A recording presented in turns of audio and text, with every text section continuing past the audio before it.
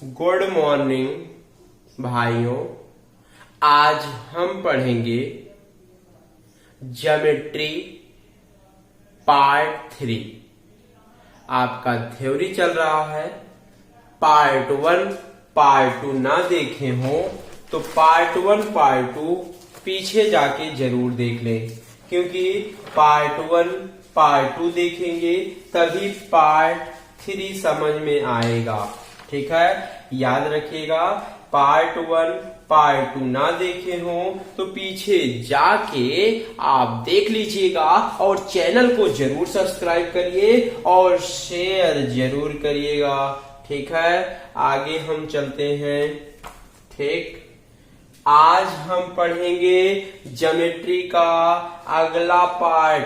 ठीक है, आज हम पढ़ेंगे अगर तीन भुजा दे दे और कह दे कि त्रिभुज बनेगा कि नहीं बनेगा।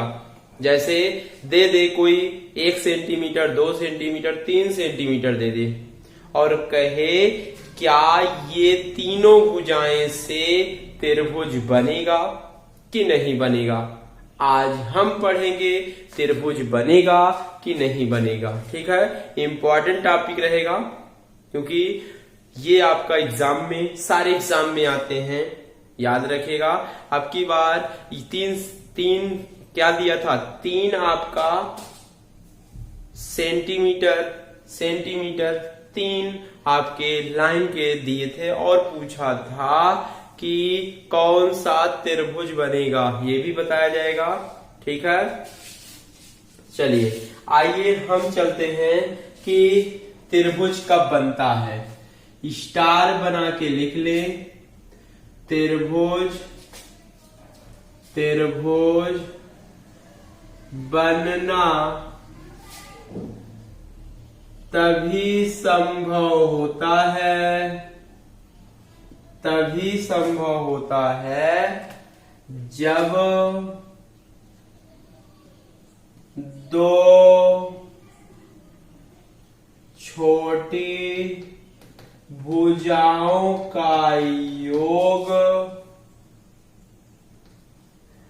बड़ी भुजा से सदैव बड़ा होता है। ठीक है, मतलब त्रिभुज बनना तभी संभव होता है जब दो छोटी भुजाओं का योग बड़ी भुजा से सदैव बड़ा होता है, तभी आपका त्रिभुज बनेगा।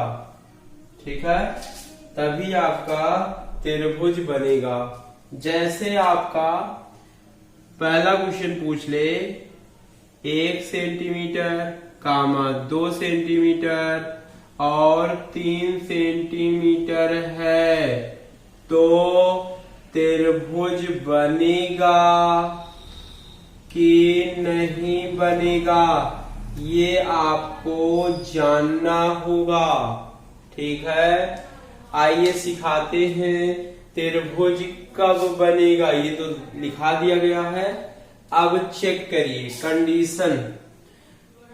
दो छोटी, एक और दोनों छोटा है, दोनों का योग करिए। 2 1 3, बड़ी भुजा आपका 3 है तो क्या योग बड़ी भुजा से ज्यादा है? नहीं, ज्यादा नहीं है, बराबर है, तो त्रिभुज नहीं बनेगा। याद रखिएगा, ये त्रिभुज कभी नहीं बनाएगा। अब त्रिभुज कब बनता है? जैसे दे 2 3 4 सेंटीमीटर हो तो क्या त्रिभुज बनेगा? चेक करिए। 2 छोटी भुजाओं का योग करिए। देखिए 3 2 5, क्या बड़ी भुजा 4 है? तो 4 से बड़ा है 5। हाँ, 4 से बड़ा 5 है, मतलब त्रिभुज बनना संभव होगा। मतलब ये तीनों आपके जो माप दिए गए हैं वो त्रिभुज बनाएगा। क्या करेगा भाई? त्रिभुज बनाएगा। ठीक है, अब समझ में आया भाई? एकदम राइट है। चलिए आगे हम चलते हैं, अगला टॉपिक पढ़ेंगे। अगर त्रिभुज बना है तो त्रिभुज, कौन सा त्रिभुज बनेगा? आइए हम चलते हैं, अगला पढ़ेंगे। अगर त्रिभुज बना है तो त्रिभुज कौन सा बनेगा? ठीक है भाई, चलिए कह रहा है किसी त्रिभुज में, चलिए आगे चलते हैं। अगर किसी त्रिभुज में 3 भुजा दे दे, 4, 5, 3, और पूछ ले कौन सा त्रिभुज बनेगा। ठीक है, यही हमें देखना है। ठीक, सारे एग्जाम में आता है, आपकी बार यूपी टेट में आया था, याद रखिएगा। 3, 4, 5 पूछा था कौन सा त्रिभुज है। ठीक है, आइए यही हमें समझाना है, ध्यान से समझिएगा। ठीक है, चलिए स्टार बना के सब लोग लिखेंगे। यदि त्रिभुज में C² is less then A² plus B², अगर लेस देन होगा मतलब क्या होता है? जिधर खुला होता है उधर बड़ी गिनती लिखा जाता है। C² is less then A² plus B² हो तो त्रिभुज कैसा होगा? न्यून कोण होगा। याद रखिएगा, कभी भी C² is less then A² plus B² हो तो त्रिभुज आपका न्यून कोण होगा, जहां से सबसे बड़ी भुजा है, मतलब जो C होगा सबसे लंबी भुजा है। ठीक है, चलिए अगला स्टार। चलिए इसी में एक एग्जाम्पल बता देते हैं तो ज्यादा समझ में आएगा भाई। ठीक है, यदि त्रिभुज की भुजाएं 3 सेंटीमीटर, 2 सेंटीमीटर, नहीं 2 मत लीजिए, 5 सेंटीमीटर। ठीक है, ये अगला आपका 6 सेंटीमीटर है तो त्रिभुज कौन सा बनेगा? ठीक है, ऐसे हमें बताना रहता है। ठीक, अब बताएंगे। आइए कंडीशन अप्लाई करते हैं। अब बड़ी भुजा का वर्ग करिए, बड़ी भुजा का 6 का वर्ग करिए। ठीक है, और दोनों छोटी भुजाओं के वर्गों का योग करें। ये इससे बड़ा होना चाहिए। ठीक है, 6×6 36 इज लेस देन 3×3 9 5×5 25 36 25 9 आपका 34। क्या इससे बड़ा है? नहीं बड़ा है। तो मतलब न्यून कोण नहीं बनेगा। ठीक है, इसी में मतलब अगर ये ग्रेटर देन है तो कौन सा त्रिभुज बनेगा? अधिक कोण बनेगा। याद रखिएगा भाई। ठीक है, अगला कंडीशन इसी में लिख लें। अगला स्टार, अभी इसको समझा रहे न्यून कोण वाला। ठीक है, उदाहरण आपका अधिक कोण वाला लिख दिया गया है। चलो अगला स्टार बनाइए। यदि त्रिभुज में अगर C square is greater than A square plus B square हो तो त्रिभुज अधिक कोण होगा। कौन सा होगा? अधिक कोण होगा, जहां सी सबसे बड़ी भुजा है। ठीक है, तो ये उदाहरण है त्रिभुज की भुजाएं ये दिया है, तो त्रिभुज कौन सा बनेगा? 6 स्क्वायर ऐसे लिखेंगे तो लेस देन नहीं हो रहा है, ग्रेटर देन हो रहा है। तो मतलब कौन सा त्रिभुज बनेगा भाई? अधिक कोण बनेगा। ठीक है, अगला उदाहरण लिख लें। ठीक भाई, अगला लिखिए 6 सेंटीमीटर, 7 सेंटीमीटर, 8 सेंटीमीटर है तो त्रिभुज कौन सा बनेगा? ठीक है, इसमें आइए चेक करते हैं। दूसरा उदाहरण है, बड़ी भुजा का वर्ग करिए 8 × 64, दो छोटी भुजाओं के वर्गों का योग करिए। ठीक है, क्या लेस देन होगा? 8 × 64, 6 × 36, 7 × 49। चेक करिए, 9 × 15, 4 3 7 1 8। हाँ, मतलब लेस देन हो रहा है।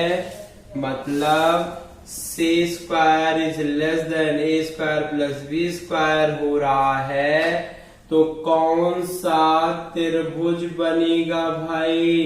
न्यून कोण त्रिभुज बनेगा भाई। C square is less than A square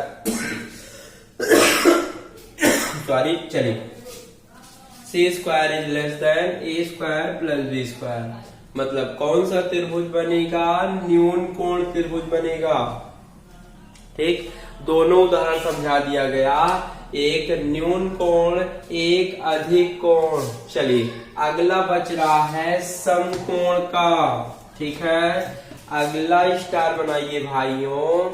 ठीक है, यदि त्रिभुज में सी स्क्वायर लेस देन हो गया, ग्रेटर देन इक्वल बच रहा है, बराबर ए स्क्वायर प्लस बी स्क्वायर हो तो त्रिभुज आपका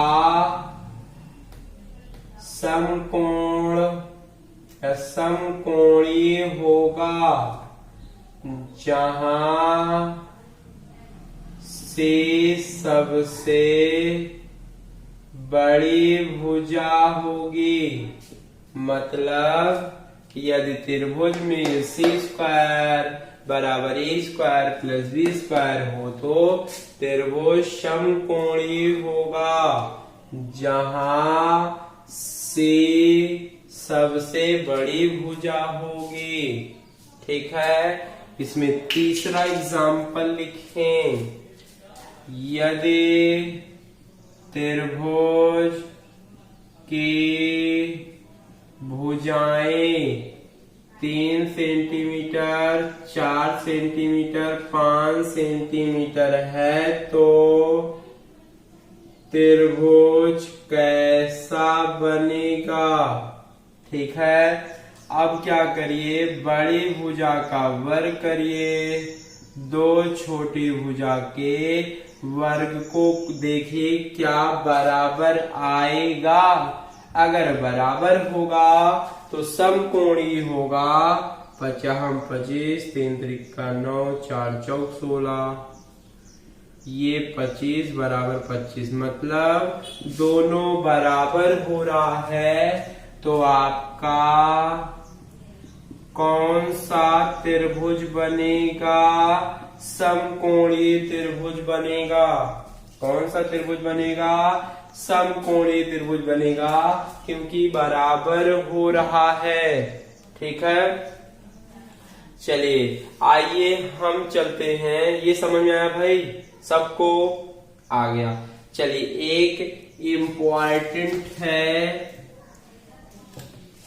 इम्पोर्टेंट है, अगर कोई पूछ ले समबाहु त्रिभुज में क्या सभी केंद्र, गुरुत्व केंद्र, अंतः केंद्र, परिकेंद्र तथा लंब केंद्र एक ही बिंदु पर होते हैं?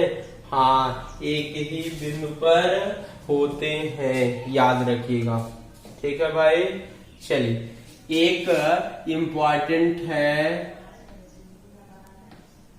Euler line. ठीक है भाई, यूलर लाइन है।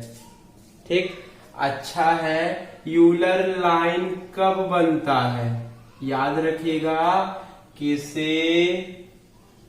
किसी भी त्रिभुज में केंद्रक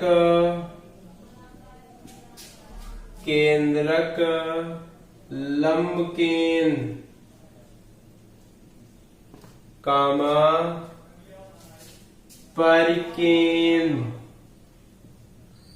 ठीक है, लंब केंद्र, परिकेंद्र एक ही रेखा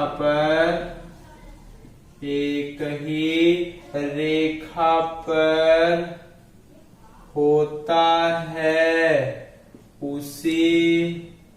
उसे यूलर लाइन कहते हैं।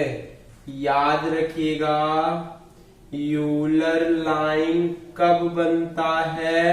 जब किसी त्रिभुज में केंद्रक, लंब केंद्र, परिकेंद्र, केंद्रक, लंब केंद्र, परिकेंद्र एक ही रेखा पर होता है, उसे हम यूलर लाइन कहते हैं। अभी इसके पहले हम समझाए थे, अगर समबाहु त्रिभुज देखा जाए तो गुरुत्व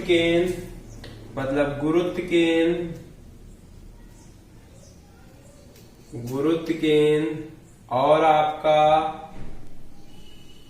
अंतः केंद्र, परिकेंद्र, ध्यान समझिएगा, परिकेंद्र सब एक ही बिंदु पर होते हैं। वो भी ऐसा कौन सा त्रिभुज होता है?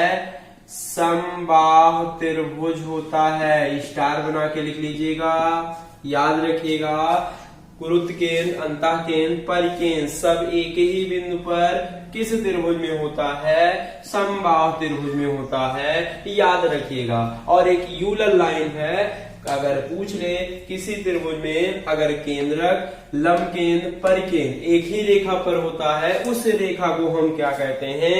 यूलर लाइन कहते हैं। ठीक है, याद रखिएगा भाई। ठीक है, चलिए अगला स्टार बना के लिखिए, इंपॉर्टेंट है भाई। अगला स्टार, यदि त्रिभुज में, ऐसे लिखिए, यदि त्रिभुज ABC में एंगल B तथा एंगल C के अर्धक बिंदु O पर मिलते हैं, तो आइए मिलाते हैं। अगर मिलते हैं तो ऐसे त्रिभुज बनाइए ABC। अगर B का अर्धक मतलब कोण को आधे आधे पर काटे, इसको हम अर्धक O बोलते हैं। ठीक, तो अगर ये दे दिया तो ये पूछ लिया, तो डायरेक्ट कैसे निकाला जाता है? अगर A का मान दे दे, O का मान पूछ ले, तब कैसे निकालते हैं? कोण BOC अगर इस कोण का नाम लिखना है तो BOC बराबर 90 प्लस कोण A/2। ठीक है भाई, अगर ये B और C का अर्धक करेगा और कभी कभी बोलता नहीं है, ऐसे संकेत दे देगा कि ये दोनों बराबर बराबर भागों में बांट रहा है, मतलब कोण BOC बराबर 90 प्लस कोण A/2। ठीक है, इसमें एग्जाम्पल देख लें एक। अगर ये 90 डिग्री दे दे और पूछ ले कोण O का मान, तो कैसे निकालेंगे? कोण BOC बराबर 90 प्लस A का मान 90/2, 90 प्लस 2 से काटने आएगा 45। ठीक, जुड़ेगा तो आएगा 135। ठीक है, कुछ लोग क्या करते हैं, डायरेक्ट इसका आधा कर देते हैं। आधा कब होता है? जब आपका परिवृत्त में ये त्रिभुज रहेगा तब ये होता है। याद रखिएगा, इम्पोर्टेंट ये टॉपिक है, इम्पोर्टेंट ये आपकी लाइन है, याद रखिएगा। ठीक है, चलिए ये हो गया पहला स्टार इसका। चलिए अगला स्टार लिखेंगे दूसरा। इसी में अगर बाहर से अर्धक करे, स्टार बनाइए, त्रिभुज ABC में BC में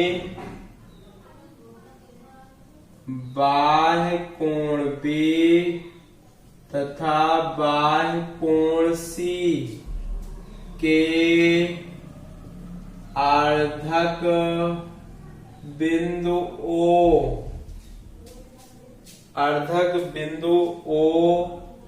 पर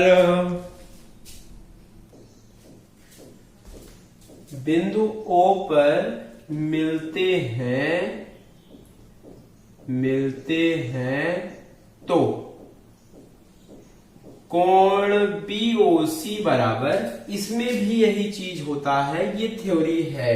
ठीक है, ये आपका बाह्य कोण B मतलब आपका ABC, B से बाहर का अर्धक करेगा, यहां से बाहर का अर्धक करेगा, और जो आपका C है वो भी बाह्य है, दोनों का अर्धक करेगा। ये आपका बाहर से भी अर्धक करेगा, C का भी बाह्य अर्धक करेगा, वो भी O पर मिलते हैं। ठीक है, अगर A का मान दे दे और पूछ ले BOC का मान, ठीक है, बाहर से अर्धक करता है तो बाहर होगा 90 माइनस कोण A/2 होता है।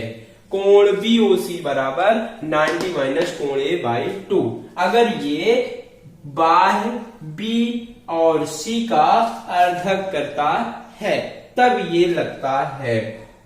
ठीक है, अगर A का मान 60 दे दे और O का मान पूछ ले तब कैसे होता है? तो क्या करेंगे, BOC बराबर 90 माइनस A का मान दे दिया है 60/2। ठीक है, 2 से काट दीजिए, आएगा 30। 90 माइनस 23 बराबर आएगा कितना, 60। ठीक है, मतलब A 60 है, O भी कितना आएगा, 60। ये हमेशा बराबर नहीं होता है, वो कंडीशन दे दिया है। अगर यहाँ पे 30 दे दे, 30 देकर देख लीजिए, 90 माइनस 30/2, 30 का आधा आपका 15, 90 माइनस 15 तो कितना आएगा, 75 डिग्री। ठीक है, इसका मतलब क्या है, बराबर नहीं होता है। ये फार्मूला है। अगर बाहर से अर्थक करेगा, ऐसे फिगर बना रहेगा, कभी कभी फिगर बना रहता है, कभी कभी फिगर नहीं बना रहता है, आपको खुद बनाना पड़ेगा, ये लैंग्वेज दिया रहेगा। ठीक है, ये आपका फिगर है भाई। चलिए आपका अगला स्टार रहेगा, ठीक है। अगर एक बाहर से अर्धक करेगा, एक अंदर से अर्धक करेगा, तब कैसे करते हैं, ठीक है। त्रिभुज ABC के अंतः कोण B तथा बाह्य कोण C के अर्धक बिंदु O पर मिलते हैं तो कोण BOC बराबर हमें निकालना रहेगा। अगर एक अंदर से अर्धक करेगा, एक बाहर से अर्धक करेगा, तो आइए दिखाते हैं। त्रिभुज ABCD,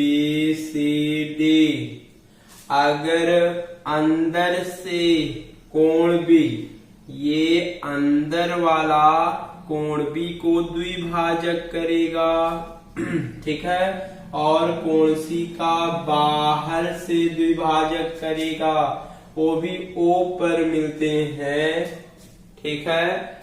तब अगर कोण A का मान दे दे, कोण O का मान पूछे, ठीक है, तो सिंपल सा है, कोण BOC बराबर एंगल A/2 होता है।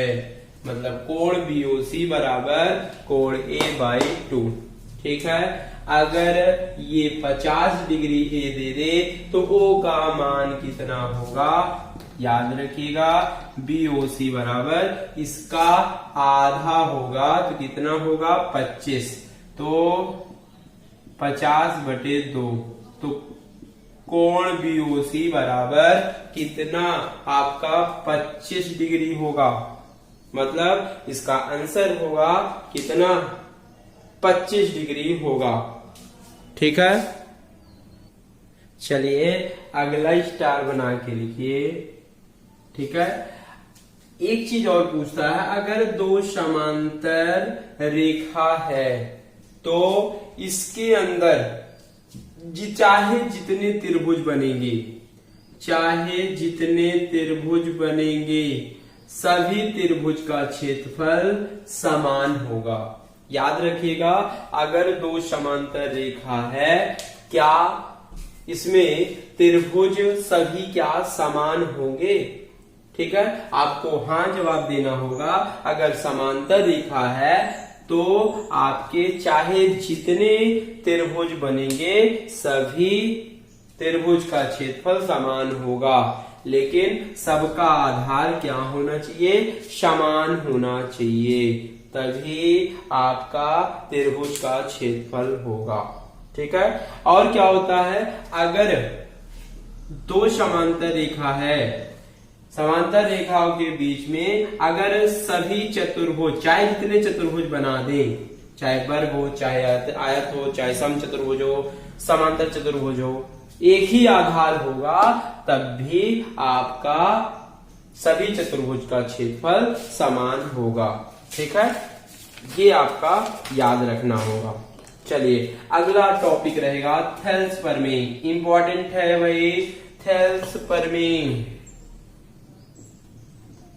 थेल्स प्रमेय, थेल्स प्रमेय क्या होता है, देखिए थेल्स प्रमेय इंपॉर्टेंट है, याद रखिएगा। याद रखिए, ध्यान समझिएगा, ध्यान सुनिएगा। किसी त्रिभुज में किसी भुजा के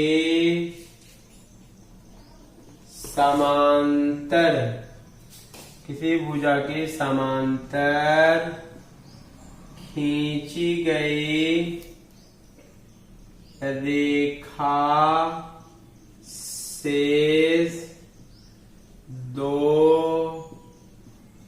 भुजाओं को समान अनुपात में समान अनुपात में विभाजित करती है। ठीक है, यही थेल्स प्रमेय होता है। थेल्स प्रमेय क्या होता है? किसी त्रिभुज में किसी भुजा के समांतर खींची गई रेखा शेष दो भुजाओं को समान अनुपात में विभाजित करता है। जैसे आपका त्रिभुज है ABC, किसी भुजा के समांतर, चलिए BC है, BC के समांतर अगर खींचा गया है DE, ठीक है, खींचा गया है, इन दोनों को बराबर अनुपात में विभाजित करता है। यही थेल्स प्रमेय होता है। थेल्स प्रमेय क्या होता है? त्रिभुज ABC में किसी भुजा के समांतर, चाहे हम इसके समांतर खींच लें चाहे इसके समांतर खींच लें, हम आधार वाले BC के समांतर खींच लिए DE, तो उसे शेष दो अनुपात में विभाजित करता है। शेष दो अनुपात का मतलब AD बटे DB बराबर होता है AE बटे EC। दोनों अनुपात आपस में बराबर होते हैं, मतलब AD बटा DB बराबर AE बटा EC। दोनों अनुपात आपस में बराबर होते हैं। ये हो गया। एक चीज और होता है, याद रखिएगा, हम ऐसे भी बोल सकते हैं, बड़ा AB बटे छोटा AD बराबर AC बड़ा बटे AE छोटा। हम बटे नीचे वाला भी लिख सकते हैं, बड़ा BC बटा DE, ऐसे भी बोल सकते हैं। ये भी थेल्स प्रमेय है। ठीक है, इससे भी हम कोई भी, अगर AB AD दिया है, BC दिया है और ये निकालना है, तब भी इसको बराबर करके आराम से निकाल सकते हैं। याद रखिएगा।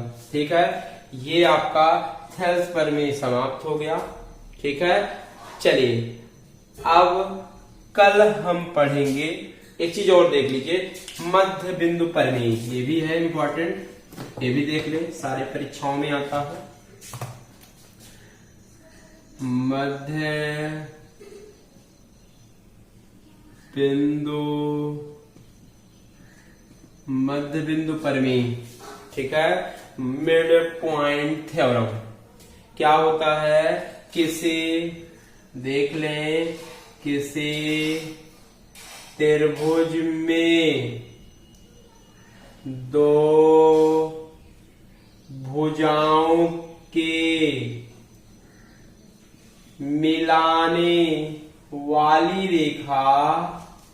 मिलाने वाली रेखा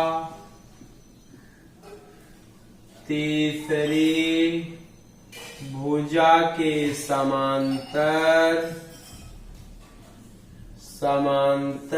तथा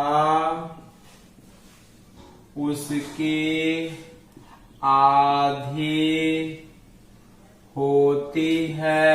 मतलब समझ पाए? कह रहा है किसी त्रिभुज में दो भुजाओं से मिलाने वाली रेखा तीसरी रेखा, जैसे ये त्रिभुज है, इसका नाम दे देते हैं ABCD।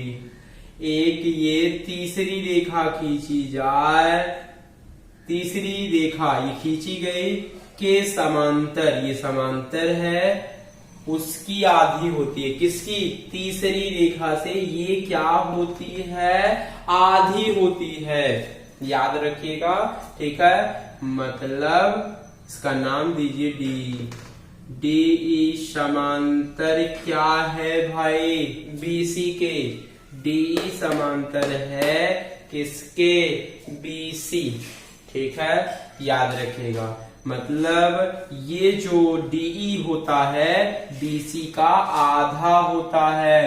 जो DE है BC का आधा होता है, यही मध्य बिंदु प्रमेय होता है, मिड पॉइंट थ्योरम होता है।